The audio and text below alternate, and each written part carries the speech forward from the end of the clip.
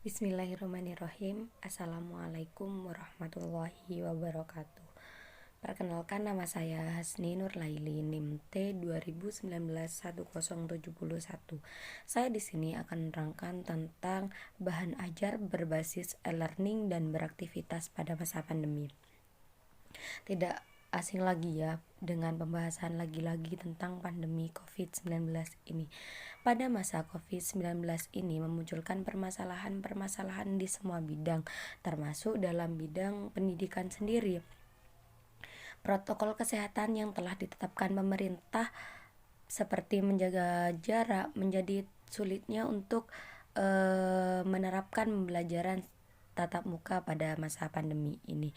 Dari permasalahan tersebut dapat dipaparkan dan dibutuhkan suatu transformasi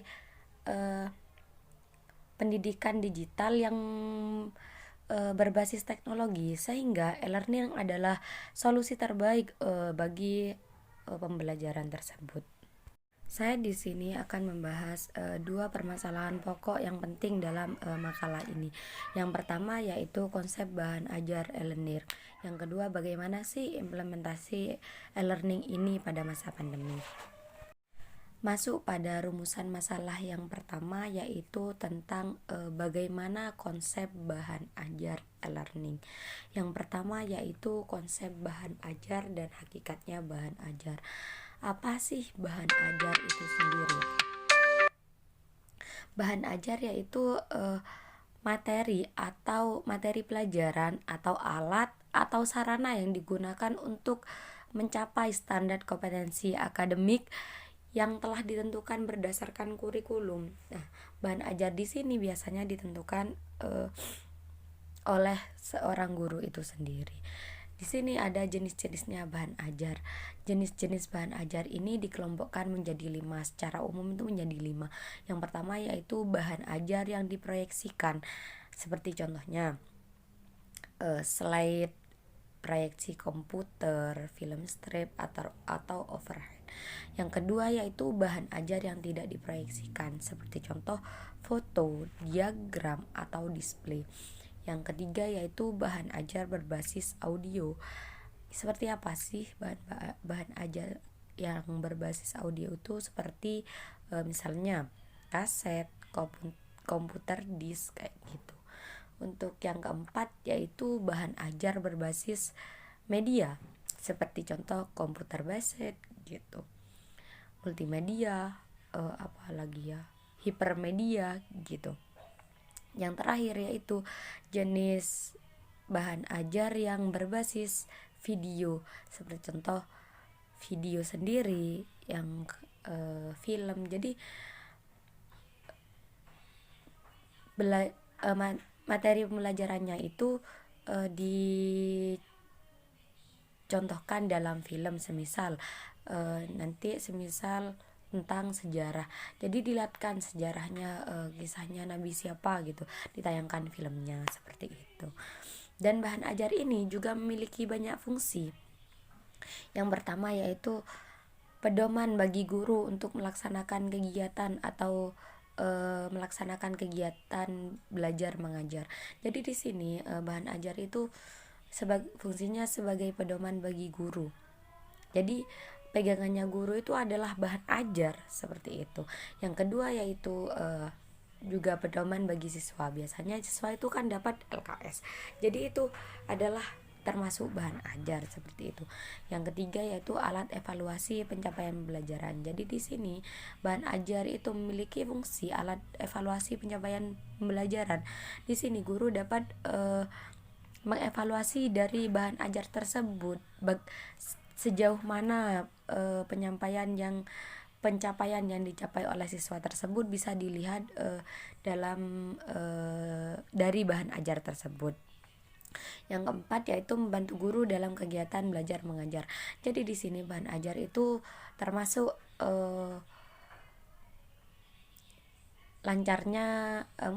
membantu lancarnya bagaimana kegiatan belajar mengajar. Yang kelima yaitu membantu siswa dalam proses belajarnya. Jadi bahan ajar di sini meringankan atau membantu siswa dalam proses belajar mengajar. Dan yang keenam yaitu perlengkapan belajar untuk mencapai tujuan pembelajaran. Jadi bahan ajar di sini memiliki peran untuk sebagai pelengkap belajar gitu. Yang ketujuh yaitu menciptakan suasana yang belajar yang kondusif. Jadi di sini siswa itu memiliki patokan atau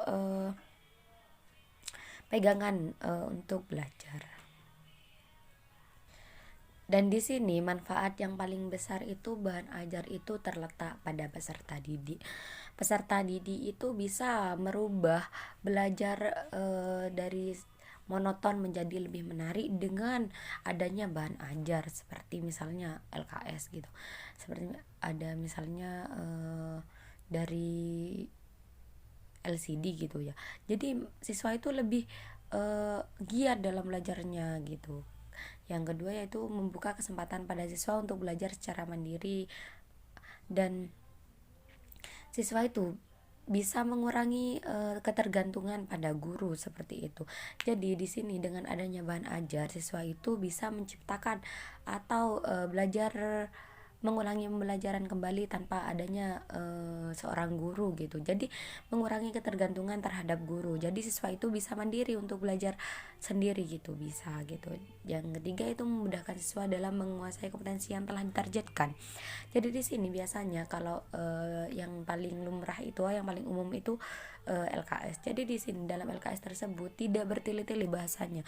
Jadi di sana itu mudah untuk mencapai tujuan atau standar kompetensi yang ditujukan seperti itu. Selanjutnya saya akan menerangkan tentang konsep e-learning itu sendiri. E-learning ini berperan penting dalam menganalisis data dalam pendidikan. E-learning yaitu suatu jenis kegiatan belajar mengajar yang bertujuan untuk menyampaikan bahan ajar kepada siswanya dengan menggunakan internet atau jaringan komputer yang lainnya. E-learning ini memiliki beberapa karakter. Yang pertama yaitu non-linearity, yaitu user bebas untuk mengakses objek pembelajaran dan dapat digunakan sebagai fasilitas sesuai kebutuhan. Jadi e-learning ini merupakan akses yang digunakan sebagai fasilitas pembelajaran. Yang kedua yaitu self managing. Jadi di sini e-learning itu dapat mengelola struktur sesuai dengan kebutuhan yang mereka butuhkan. Yang ketiga yaitu feedback interaktif. Jadi di sini e-learning juga bisa diartikan dengan pembelajaran yang dilakukan dengan secara interaktif. Yang keempat yaitu multimedia learning style. Jadi di sini e-learning juga menyediakan keperluan pemakai, juga dapat menyelesaikan masalah dan memperluas wawasan pengetahuan yang bagi yang menggunakan. Yang kelima yaitu dynamic updating. Jadi di sini bisa mengasah kemampuan dalam mengupload atau mengupdate materi terbaru. Jadi di sini maksudnya kemampuan dalam memunculkan materi terbaru gitu. Yang keenam yaitu essay accessibility. Jadi di sini e-learning ini kemampuan untuk mengakses melalui browser gitu. Yang ketujuh yaitu kolaboratif e-learning. Jadi di sini e-learning itu juga memungkinkan pembelajaran menggunakan alat belajar seperti biasanya atau kenyataan pada pembelajaran secara tatap muka gitu. Jadi e-learning di sini bisa digunakan untuk sebagai ganti pembelajaran dari tatap muka. Jadi di sini bisa tatap muka melalui online. Jadi biasanya yang digunakan dalam e-learning di sini, dalam jaringan internet di sini, bertatap muka secara langsung biasanya menggunakan Google Meet. Kalau biasanya di itu lagi biasanya ada Teams gitu, itu bisa digunakan itu seperti itu. Jadi e-learning di sini itu memiliki banyak peran penting kalau di masa pandemi seperti ini. E-learning di sini juga merupakan solusi yang terbaik atau solutif yang digunakan bagi para guru yang memang benar-benar sulit untuk memungkinkan untuk bertatap muka seperti itu, atau yang berada pada dalam kondisi darurat COVID seperti itu. Jadi e-learning ini merupakan suatu aplikasi yang digunakan dalam pembelajaran dalam masa pandemi seperti ini. Yang selanjutnya yaitu tentang manfaat e-learning. Jadi di sini e-learning itu memiliki banyak manfaat bagi peserta didik maupun pendidik. Manfaat yang pertama yaitu pendidik dan peserta didik itu dapat menggunakan bahan ajar atau bahan petunjuk ajar yang terstruktur atau terjadwal melalui internet. Jadi di sini jadwal itu sudah jadi mata pelajaran itu sudah terjadwal di internet secara otomatis atau bisa diatur langsung oleh guru tersebut gitu. Yang kedua yaitu peserta didik dapat mempelajari materi kembali, bahan ajar yang dibutuhkan. Jadi di sini peserta didik itu bisa mengulangi kembali pelajaran yang telah diajarkan oleh gurunya itu kapanpun dan dimanapun. Jadi di sini e-learning itu memudahkan bagi kita sebenarnya. Tapi jikalau kita itu tidak bisa mengoperasikan, maka e-learning ini merasa sulit gitu. Yang ketiga yaitu peserta didik dapat mencari informasi tambahan yang diperlukan di internet sebagai pendukung belajar. Jadi di sini e-learning ini tidak terbatas, maksudnya materi-materi itu tidak terbatas. Jadi di sini kita bisa mencari materi tambahan di internet, semisal di Google. Jadi semisal materi tentang sholat ini di LKS itu hanya poin-poinnya saja, maksudnya hanya pokok-pokoknya saja. Jadi rinciannya itu kita bisa cari di internet untuk menambah wawasan yang kita miliki seperti itu, baik guru maupun peserta didik gitu. Yang keempat yaitu internet juga dapat dijadikan suatu media yang memfasilitasi diskusi antara pendidik dan peserta didik dengan tujuan untuk memperluas wawasan. Nah, ini juga termasuk juga tambahan. Jadi di sini internet itu sebagai materi tambahan. Semisal nanti kita tidak ada di buku panduan atau modul ataupun LKS yang disediakan oleh sekolah, itu bisa nyari di internet. Jadi di sini e-learning ini juga memudahkan kita untuk menambah wawasan. Jadi di sini juga bisa menggunakan dialog interaktif gitu. Jadi di sini itu internet atau e-learning sendiri itu bisa memudahkan kita dalam belajar. Yang kelima yaitu berubah peran peserta didik pasif ke aktif. Jadi dalam kurikulum K13 itu bukan lagi guru yang aktif dalam pembelajaran, tetapi muridnya. Jadi guru di sini e-learning di sini dapat merubah perannya peserta didik yang pasif menjadi ke aktif. Jadi di sini guru hanya bisa memancing, maksud misal jika tidak ada kamu boleh mencari ini di internet. Namun tidak begitu, tidak mempersalahgunakan internet gitu. Yang manfaat yang e-learning yang selanjutnya yaitu relatif lebih efisien. Jadi di sini e-learning di sini memang untuk di masa yang sekarang itu emang lebih efisien atau lebih efektif dalam pembelajaran seperti itu ya, yang dikatakan saya tadi. E-learning di sini merupakan solusi terbaik yang digunakan dalam masa pandemi. Yang selanjutnya itu tentang fungsi dari e-learning itu sendiri. Ada 3 fungsi dari e-learning itu sendiri. Yang pertama yaitu sebagai suplemen pembelajaran, yang kedua sebagai pelengkap pembelajaran, yang ketiga Yang ketiga yaitu sebagai fungsi pengganti. Jadi fungsi yang pertama yaitu sebagai suplemen pembelajaran atau tambahan pembelajaran. Sebenarnya fungsi ini sama dengan manfaat, namun di sini dipokokkan menjadi tiga. Yang pertama yaitu sebagai suplemen atau tambahan pembelajaran. Apabila peserta didik memiliki kebebasan untuk memilih belajar, maka apakah siswa itu akan memilih untuk memanfaatkan materi pembelajaran melalui elektronik atau model konvensional biasanya seperti itu. Yang kedua yaitu sebagai pelengkap. Jadi di sini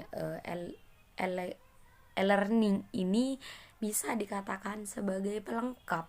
Itu tadi e-learning ini merupakan bahan ajar atau pelengkap yang digunakan untuk melancarkan proses belajar mengajar maupun pendidik maupun peserta didik. Jadi di sini juga dapat memudahkan bagi proses belajar mengajar antara pendidik dan peserta didik melalui e-learning ini sendiri di masa pandemi seperti itu. Yang ketiga yaitu sebagai pengganti. Saya mengatakan berkali-kali bahwa e-learning ini merupakan solusi terbaik pada masa pandemi ini seperti itu. Karena dalam masa pandemi ini e-learning adalah sebagai ganti atau pengganti bahan ajar yang digunakan secara tatap muka. Karena bahan ajar atau bahan ajar pengganti dalam pembelajaran ini adalah e-learning yang saat ini kita biasa digunakan baik jenjang SD, tingkat SD, SMP, SMA maupun perkuliahan tinggi seperti itu. Yang selanjutnya yaitu masuk pada rumusan masalah yang kedua, yaitu tentang implementasi e-learning pada masa pandemi. Masa pandemi COVID-19 ini, Kemendikbud mengeluarkan Surat Edaran Nomor 4 Tahun 2020. Surat ini berisikan tentang himbauan terhadap pelaksanaan kebijakan pendidikan selama masa pandemi COVID-19. Jadi pada masa COVID-19 ini Kemendikbud itu menghimbau kepada seluruh pendidik dan peserta didik itu belajar dengan melalui proses belajar daring atau dalam jaringan yang bisa kita sebut biasanya dalam pembelajaran online gitu. Proses belajar dari rumah ini dilaksanakan dengan berbagai macam ketentuan dari Kemendikbud, diantaranya yaitu belajar dari rumah ini dilakukan dengan menggunakan sistem pembelajaran daring atau online yang digunakan dengan tujuan memberikan pengalaman belajar dan tidak membebankan siswa pada ketuntasan kompetensi belajar. Jadi di sini dalam masa pandemi ini belajar itu tidak dibebankan kepada siswa untuk menuntaskan kompetensi belajar, namun di sini itu memberikan pengalaman belajar gitu. Yang kedua yaitu belajar dari rumah itu difokuskan pada aspek pendidikan kecakapan hidup. Jadi dalam masa pandemi ini belajar tidak begitu fokus dalam pembelajaran seperti tatap muka itu, tapi di dalam kecakapan hidupnya. Yang ketiga yaitu pemberian aktivitas dan tugas kepada siswa yang disesuaikan dengan minat dan kondisi dan fasilitas yang ada. Jadi di sini guru itu harus melihat atau memprediksi gimana sih kondisi atau situasi dan minat seorang siswa itu ketika masa seperti ini. Jadi di sini yang dibeban beratkan yaitu kepada guru. Bagaimana sih caranya guru itu menarik siswa untuk minat belajar dalam masa pandemi ini gitu. Karena dalam online ini banyak godaan-godaan yang terdapat dalam digital tersebut, seperti contohnya sekarang banyak di sini anak-anak kecil itu yang sudah mengoperasikan atau memainkan game-game online. Jadi penghambat belajar tersebut adalah game online, membuat peserta didik itu malas belajar seperti itu. Yang ketiga yaitu bukti aktivitas akses belajar di rumah. Jadi di sini dalam pembelajaran online di sini guru itu harus meminta bukti bahwa peserta didik itu benar-benar belajar gitu. Jadi di sini guru itu memiliki beban berat untuk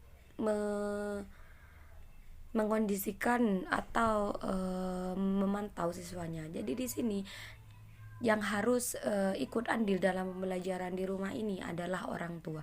Jadi di sini orang tua itu juga termasuk guru dalam pembelajaran ini, karena yang memantau itu adalah orang tua, bukan lagi guru.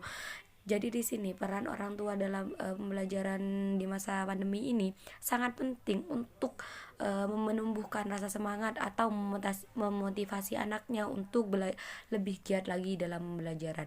Karena dalam masa pandemi Covid ini tidak sedikit yang malas belajar karena dengan godaan-godaan yang ada dalam digital tersebut, seperti itu. Untuk kurang lebihnya saya mohon maaf. Wallahu muwaffiq ila aqwamit thoriq. Wassalamualaikum warahmatullahi wabarakatuh.